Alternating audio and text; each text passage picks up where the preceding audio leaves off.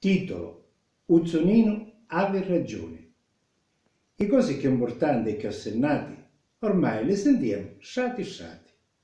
Tutti i giornali sono allineati e riportano solo la voce di cui sono pagati. La verità, mia madre disse ieri, Uzzonino, che avevi 90 anni, ma non cervello fino. Caro Angeluzzo, lo saggio, tu hai studiato e tante cose mi hai spiegato. Però una cosa te la voglio dire, tu ora mi devi solo ascoltare, senza mai pipiteare, solo alla fine del mio discorso mi puoi consentire. Nella carta costituzionale che tu hai studiato c'è scritto: il potere appartiene al popolo, il popolo è sovrano, il potere viene sempre gestito in nome del popolo italiano.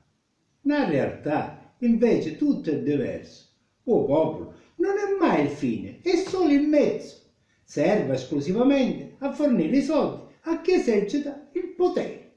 Il popolo è solo un pollo di spinnare, paga profumatamente per farsi comandare.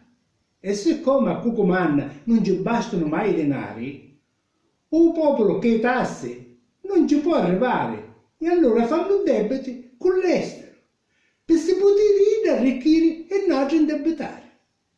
Se ci fai caso, i debiti sono sempre del popolo e ricchezza solo di Cucumanna.